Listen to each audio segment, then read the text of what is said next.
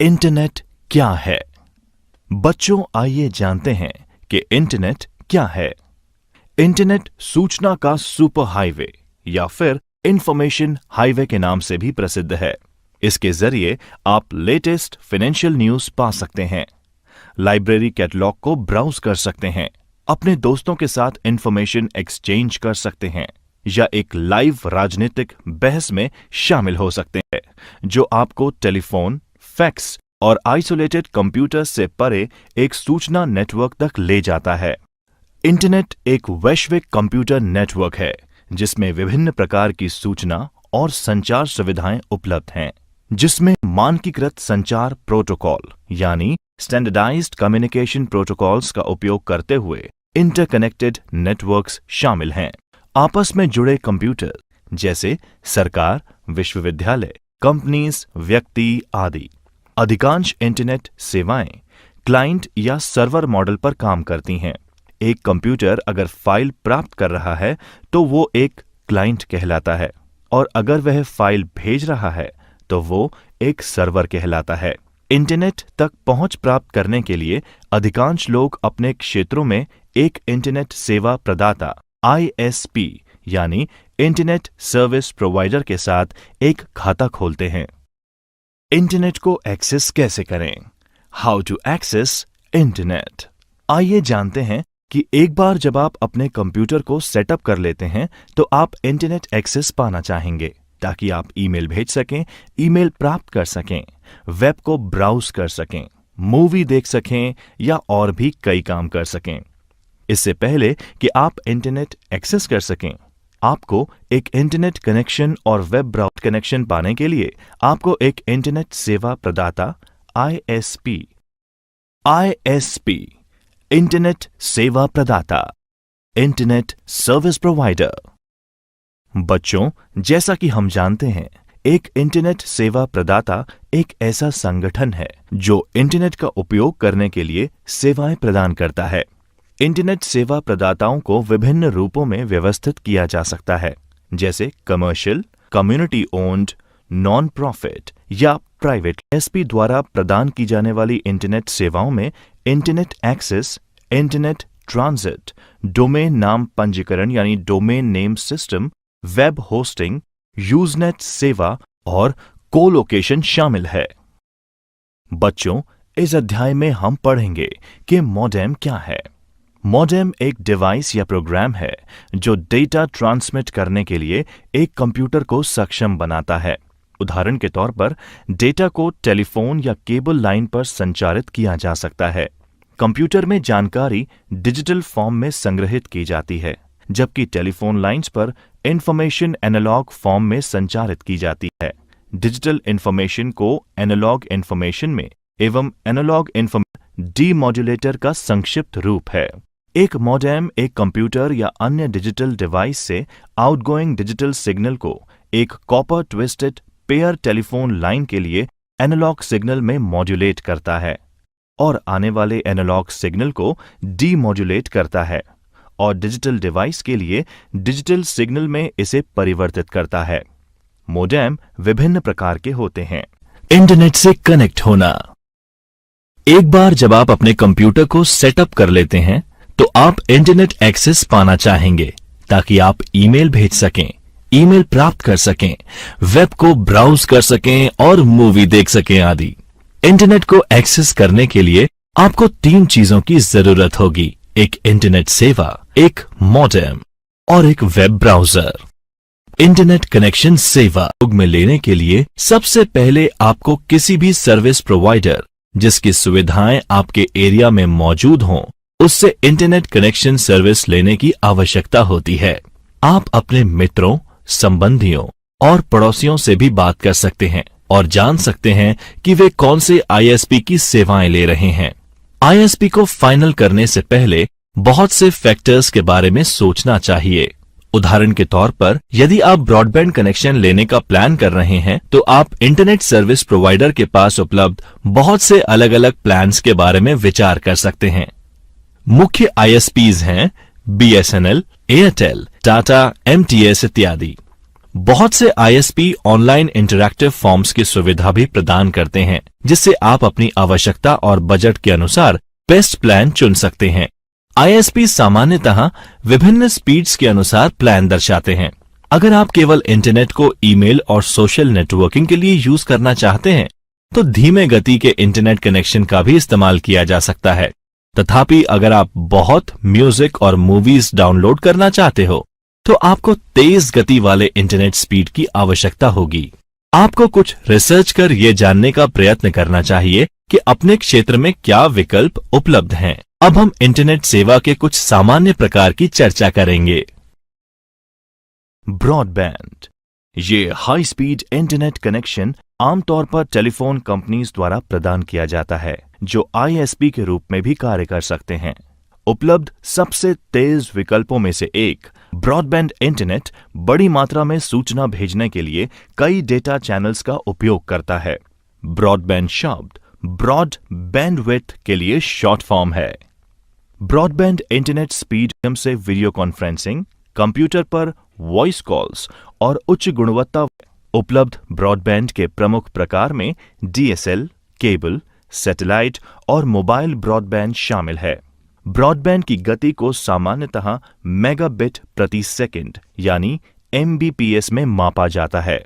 Wifi, wireless Fidelity.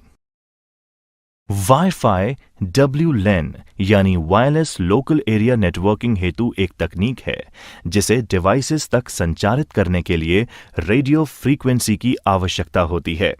Wifi technology का उपयोग करने वाले डिवाइस में personal computer, video game consoles, smartphone, digital camera, tablet computer, digital audio player और आधुनिक प्रिंटर्स शामिल हैं। वाईफाई कंपैटिबल डिवाइस एक WLAN नेटवर्क और एक वायरलेस एक्सेस पॉइंट के माध्यम से इंटरनेट से कनेक्ट कर सकते हैं। इस तरह के एक एक्सेस पॉइंट या हॉटस्पॉट की रेंज घर के अंदर लगभग 20 मीटर यानी लगभग 66 फीट और घर के बाहर थोड़ी और ज्यादा होती है।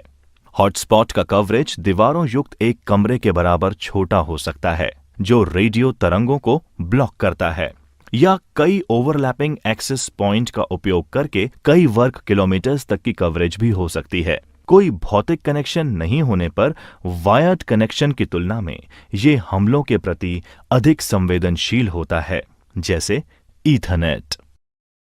डीएसएल डिजिटल सब्सक्राइबर लाइन सेवा एक ब्रॉडबैंड कनेक्शन का प्रयोग करती है, जो इसे डायल अप से अधिक तेज बनाता है। डीएसएल फोन लाइन के माध्यम से इंटरनेट से कनेक्ट करते हैं, लेकिन इसके लिए आपको घर पर लैंडलाइन होने की आवश्यकता नहीं होती। डायल अप के विपरीत ये एक बार सेटअप होने के बाद हमेशा कनेक्टेड रहता है और आप इसके साथ फोन लाइन भी इस्तेमाल कर सकते हैं। केबल लाइन केबल सेवा केबल टीवी के माध्यम से इंटरनेट से कनेक्ट करती है। यद्यपि इसे पाने के लिए केबल टीवी की जरूरत नहीं है। यह एक ब्रॉडबैंड कनेक्शन का उपयोग करता है और दोनों डायल अप और डीएसएल सेवा की तुलना में तेज होता है। हालांकि ये उन्हीं स्थानों पर उपलब्ध हो सकता है जहां केबल टीवी होता है। सैटेलाइट उपग्रह यह कनेक्शन ब्रॉडबैंड का उपयोग करता है, लेकिन इसमें केबल या फोन लाइंस की आवश्यकता नहीं होती। ये पृथ्वी की परिक्रमा कर रहे उपग्रह के माध्यम से इंटरनेट को जोड़ता है। परिणाम स्वरूप ये लगभग दुनिया में कहीं भी इस्तेमाल किया जा सकता है, लेकिन कनेक्शन मौसम की वजह से प्रभावित हो सकता है। एक उपग्रह कनेक्शन थोड़ी देरी से डेटा संचार करता है, इसलिए उपग्रह कनेक्शन उन लोगों के लिए बहुत अच्छा विकल्प नहीं है जो रियल टाइम एप्लीकेशन जैसे गेमिंग या वीडियो कॉन्फ्रेंसिंग का उपयोग करते हैं। मोबाइल फोन कनेक्शन के माध्यम से मोबाइल ऑपरेटर्स द्वारा इंटरनेट सेवाएं प्रदान की जाती हैं। 3G और 4G सेवा का सबसे अधिक मोबाइल फोन और टैबलेट कंप्यूटर के साथ प्रयोग किया जा रहा है। ये आपके मोबाइल फोन या टैबलेट कंप्यूटर को ISP यानी इंटरनेट सर्विस प्रोवाइडर के माध्यम से वायरलेस तरीके से जोड़ता है। यदि आपके पास एक उपकरण है जो 3G या 4G सक्षम है, तो आप इंटरनेट घर के बाहर भी इस्तेमाल कर पाएंगे, तब भी जब वहां कोई वाईफाई कनेक्शन मौजूद नहीं है। उपयोगी जानकारी, यूजफुल टिप्स। मोबाइल ब्रॉडबैंड एक portable modem, mobile phone, USB wireless modem, tablet या अन्य मोबाइल उपकरणों के नेटवर्क के माध्यम से वायरलेस इंटरनेट एक्सेस के लिए प्रयोग में आने वाला एक मार्केटिंग शब्द है। इंट्रानेट। आइए अब हम पढ़ते हैं इंट्रानेट के बारे में। एक इंट्रानेट एक निजी नेटवर्क है जो केवल उस ऑर्गेनाइजेशन के कर्मचारियों के लिए ही सुलभ होता है। आमतौर पर संगठन के इंटरनल आईटी सिस्टम से जानकारी यानी डिटेल्ड लिस्ट संगठन के कर्मचारियों के लिए उपलब्ध होती है। एक इंट्रानेट वेबसाइट किसी भी अन्य वेबसाइट्स की तरह काम करती है, लेकिन एक इंट्रानेट को सिक्योरिटी देने वाला फायरवॉल अनऑथराइज्ड उपयोग को बंद कर देता है। इंटरनेट बनाम intranet. Internet global world wide web है, जबकि इंट्रानेट एक कंपनी का प्राइवेट इंटरनेट है जिसे सिर्फ कंपनी के अंदर इस्तेमाल किया जा सकता है। दोनों टीसीपी/आईपी प्रोटोकॉल को उपयोग में लेते हैं और साथ में ईमेल और अन्य वर्ल्ड वाइड वेब मानक का इस्तेमाल भी करते हैं। दोनों में मुख्य फर्क ये है, नेट पर जा सकता है, लेकिन सुरक्षा कारणों जैसे कंप्यूटर फायरवॉल के कारण इंटरनेट यूजर इंट्रानेट पर नहीं जा सकता। इंट्रानेट बिना इंटरनेट कनेक्शन के भी चल सकता है। इंटरनेट अधिक व्यापक एक बड़ी आबादी में फैला है, सभी वेब आधारित सेवाओं के लिए बेहतर पहुंच प्रदान करता है और इस प्रकार बहुत से उपयोगकर्ताओं के लिए सूटेबल है।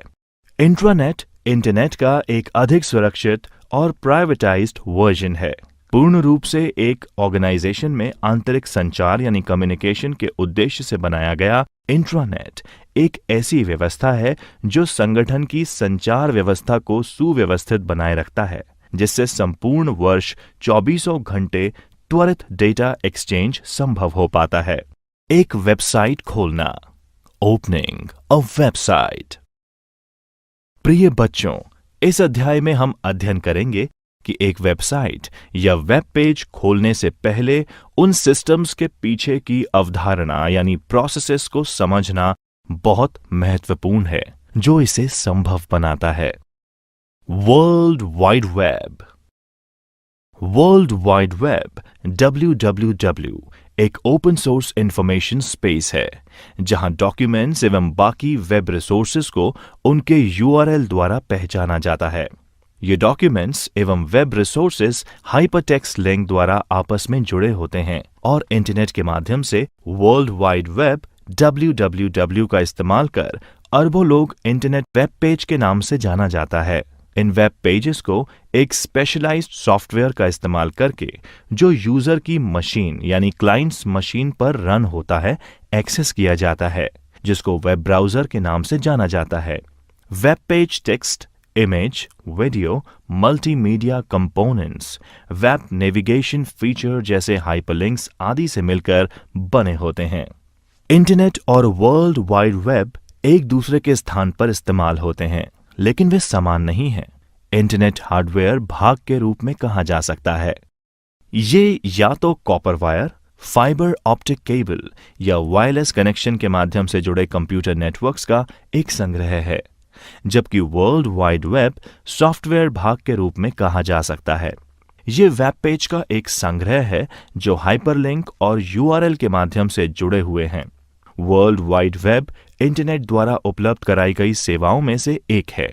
ईमेल, चैट, ब्लॉगिंग एवं फाइल स्थानांतरण यानी फाइल ट्रांसफर इंटरनेट पर सेवाओं के उदाहरण हैं। वेबसाइट। बच्चों, आइए जानते हैं वेबसाइट के बारे में। एक वेबसाइट वर्ल्ड वाइड वेब यानी WWW फाइलों का एक संबंधित संग्रह है, जिसमें साथ में एक पेज भी होता है जिसे होम पेज कहते हैं। एक होम पेज वह पेज है जो कि किसी भी वेबसाइट को एक्सेस करने पर सबसे पहले खुलता है। प्राय कोई की वेबसाइट होती है वह आपको अपनी वेबसाइट के होम पेज का पता देता है, क्योंकि होम पेज के द्वारा आप पूरी वेबसाइट को नेविगेट कर सकते हैं और किसी भी पेज पर पहुंच सकते हैं।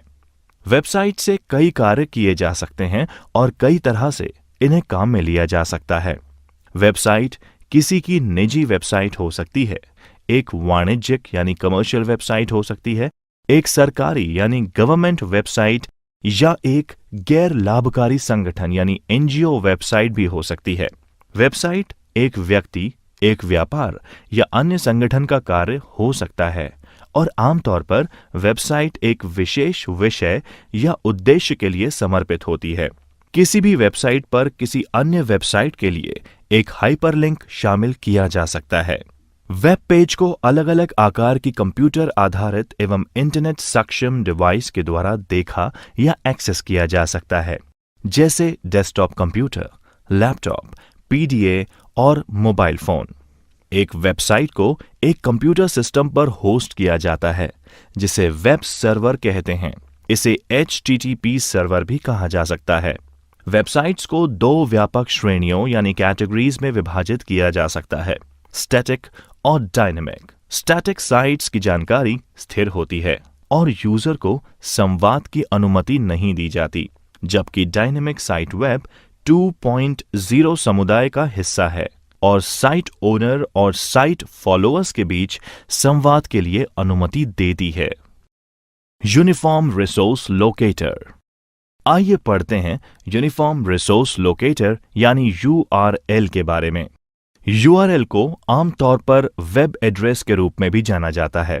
ये एक वेब रिसोर्स का संदर्भ है जो एक कंप्यूटर नेटवर्क पर उस संसाधन का स्थान दर्शाता है और उस तक पहुंचने के लिए इस्तेमाल किया जाता है। URL वेब पृष्ठों HTTP के संदर्भ के लिए सबसे अधिक उपयोग लिया जाता है, लेकिन ये फाइल ट्रांसफर, मेल टू या डेटाबेस एक्सेस के लिए भी उपयोग किया जाता है। अधिकांश ब्राउज़र वेब पेज के URL को एड्रेस बार में प्रदर्शित करते हैं। URL एक वेबसाइट, फाइल या दस्तावेज का सामान्य प्रारूप में इंटरनेट पता है।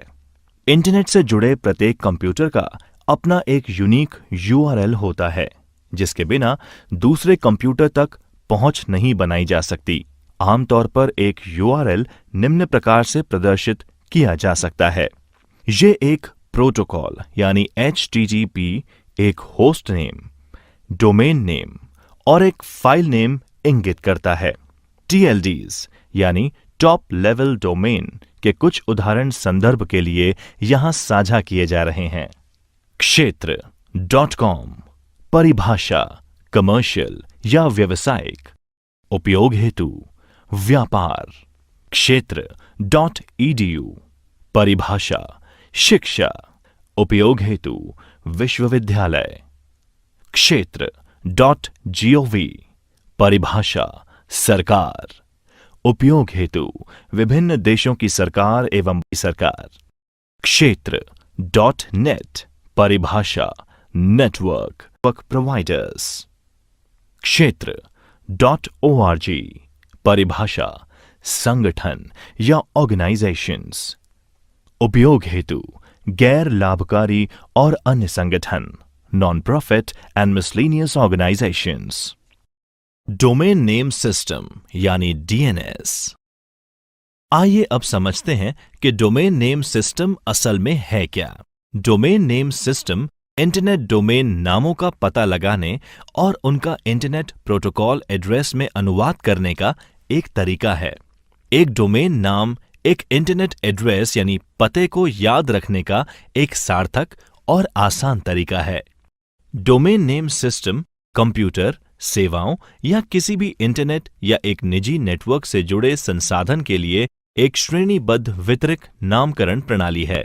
ये डोमेन नेम्स, जो कि मनुष्य द्वारा आसानी से याद किए जा सकते हैं, को संख्यात्मक IP एड्रेस यानी न्यूमेरिकल IP एड्रेसेस में परिवर्तित करने का तरीका है, जिसकी आवश्यकता कंप्यूटर सेवाओं एंड डिवाइस के लिए दुनिया भर में होती है। डोमेन नेम सिस्टम सभी इंटरनेट सुविधाओं की सुविधा का एक आवश्यक घटक है, क्योंकि ये इंटरनेट के प्राथमिक निर्देशिका सेवा यानी प्राइमरी डायरेक्टरी सर्विस है। डोमेन नाम अल्फाबेटिक होते हैं, इसलिए याद करने में आसान है। इंटरनेट हालांकि वास्तव में IP पतों यानी IP एड्रेसेस पर आधारित है।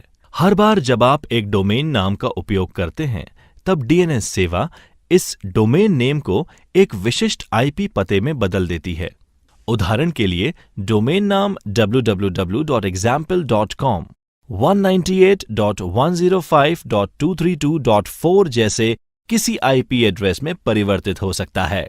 ब्राउज़र एक सॉफ्टवेयर एप्लीकेशन है जो वर्ल्ड वाइड वेब पर कंटेंट लोकेट करने, प्राप्त करने एवं प्रदर्शित करने में उपयोग में आती है, जैसे images, web pages, video contents इत्यादि।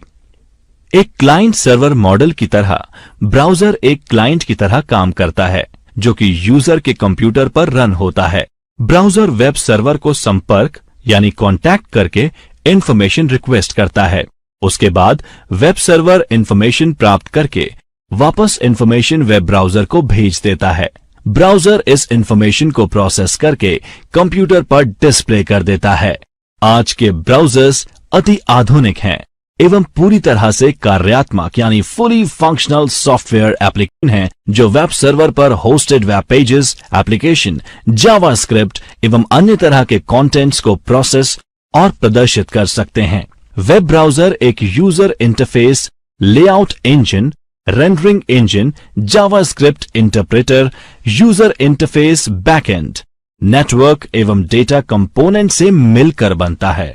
दो सबसे लोकप्रिय ब्राउज़र हैं माइक्रोसॉफ्ट इंटरनेट एक्सप्लोरर और गूगल क्रोम। अन्य प्रमुख ब्राउज़र्स में फायरफॉक्स, एप्पल सफारी और ओपेरा शामिल हैं। HTTP यानी हाइपरटेक्स्ट ट्रांसफर प्रोटोकॉल वितरित सहयोगी हाइपरमीडिया सूचना प्रणाली के लिए एक एप्लीकेशन प्रोटोकॉल है। HTTP वर्ल्ड वाइड वेब के लिए डेटा संचार का आधार है। हाइपरटेक्स्ट संरचित टेक्स्ट होता है जो तार्किक लिंक यानी हाइपरलिंक का उपयोग करता है। HTTP हाइपरटेक्स्ट का आदान प्रदान या हस्तांतरण करने का प्रोटोकॉल है।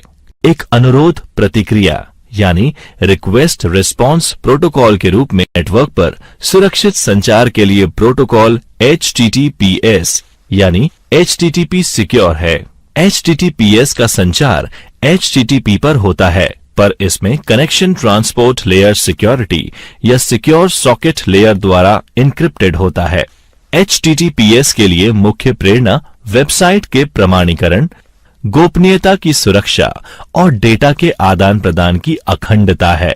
ये विशेष एवं व्यापक रूप से उन इंटरनेट वेबसाइट्स के लिए उपयोग में लिया जाता है जहां पर वित्तीय लेन देन होता है या फिर डेटा को गोपनीय रखने की जरूरत होती है।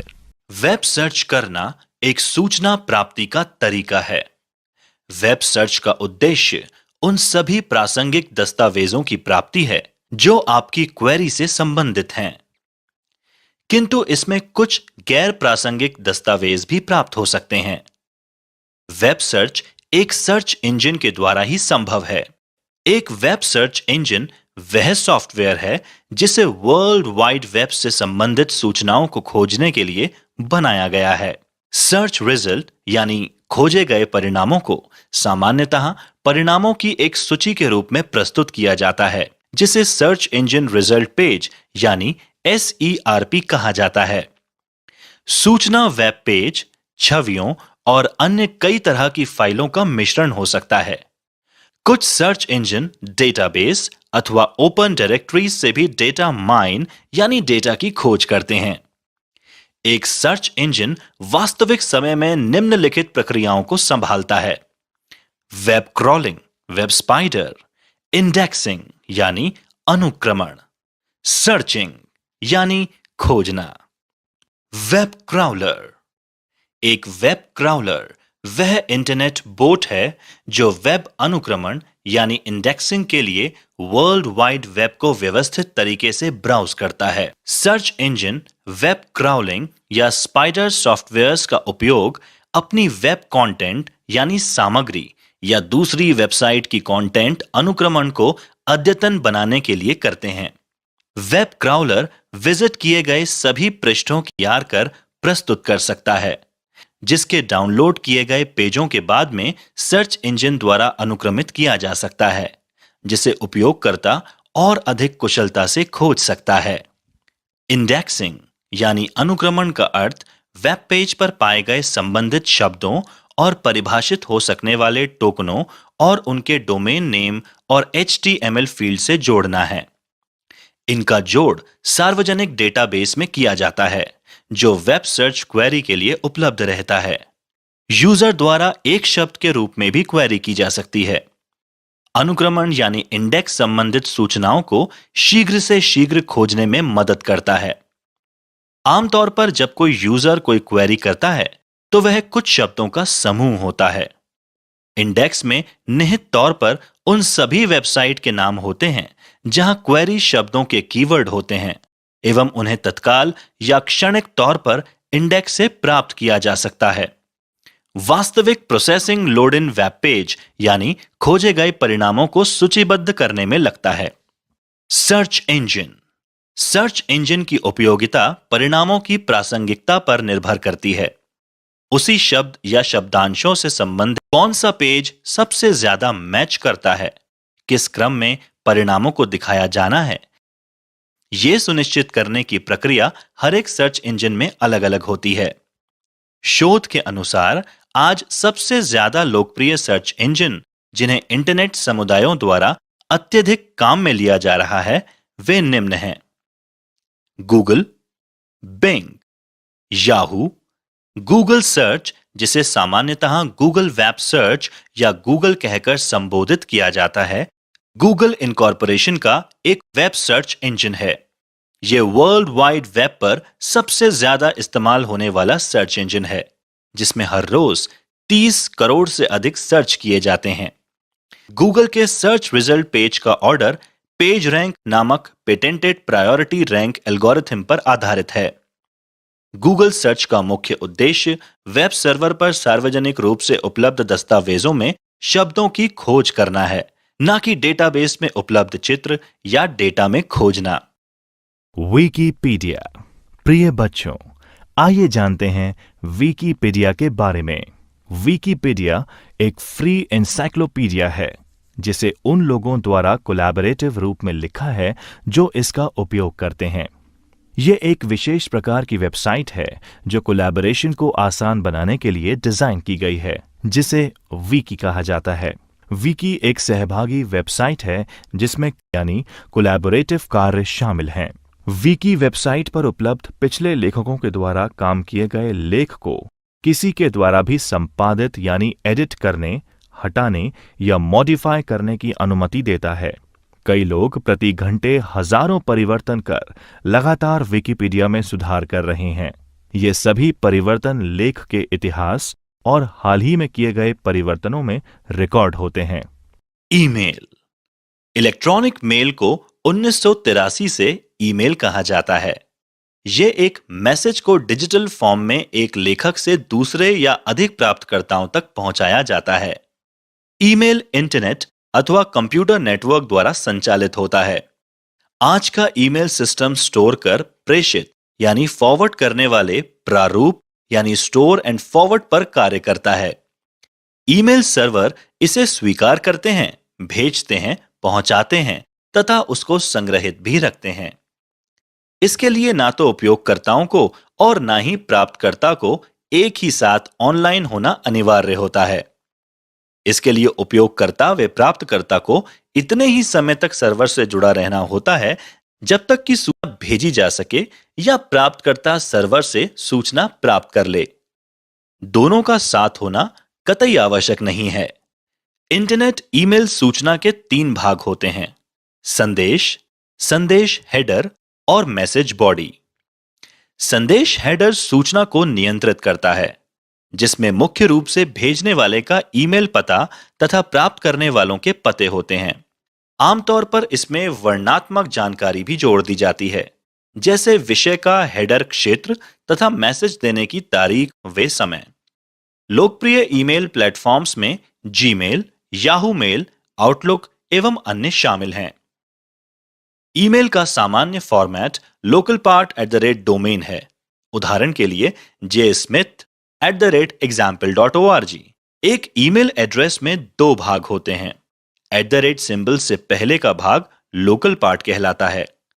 लोकल पार्ट मेल बॉक्स के नाम को, जो कि अक्सर यूजर या प्राप्तकर्ता का नाम होता है, जैसे कि जेस्मिथ, सिंबल के बाद का भाग डोमेन का नाम यानी मेलबॉक्स के प्रबंधन संबंधित इकाई का नाम होता है, जैसे कि कंपनी का नाम यहां है example.com। हम आगामी भागों में जीमेल के उदाहरणों को बताएंगे। ईमेल एक्सेस करना, how to access electronic mail. आइए जानते हैं कि ईमेल का उपयोग कैसे किया जाए और इसका प्रदर्शन करने के लिए हम जीमेल का उदाहरण लेंगे। ईमेल लिखना तथा भेजना अन्य लोगों को जल्दी जानकारी देने का एक क्विक तथा सरल तरीका है। एक टच बटन के माध्यम से ही आप अपने मित्रों या परिवारों को कहीं भी, विश्व में कहीं से भी समाचार भेज सकते हैं। ये स्टेप्स आपको बताएंगे कि जीमेल खाते यानी जीमेल अकाउंट का इस्तेमाल करते हुए ईमेल कैसे भेजना है। इसके लिए आपको इन चीजों की जरूरत होगी: एक कंप्यूटर में कार्यकारी स्थिति में इंटरनेट कनेक्शन, एक सेटअप किया हुआ ईमेल खाता जिसमें ईमेल भेजने व प्राप्त करने की सुविधा हो। एक ईमेल भेजने के लिए निम्न कदम दर कदम यानी स्टेप बाय स्टेप दिशा निर्देश का पालन करें। ईमेल भेजने के स्टेप्स। स्टेप 1, अपने जीमेल में लॉगिन करें ताकि आप अपने जीमेल खाते के डैशबोर्ड यानी मुख्य पृष्ठ पर पहुंच जाएं। स्टेप 2, कंपोज पर क्लिक करें। स्टेप 3, एक नई रिक्त ईमेल विंडो खुल जाएगी। टू बॉक्स में उस ईमेल पते को टाइप करें जिसे आप मेल भेजना चाहते हो। स्टेप 4, यदि आप किसी अन्य को भी शामिल करना चाहते हैं जिससे कि वे भी आपके संवाद से अवगत रहें, तो आप सीसी यानी प्रतिलिपि या बीसीसी यानी गुप्त प्रतिलिपि का उपयोग कर सकते हैं।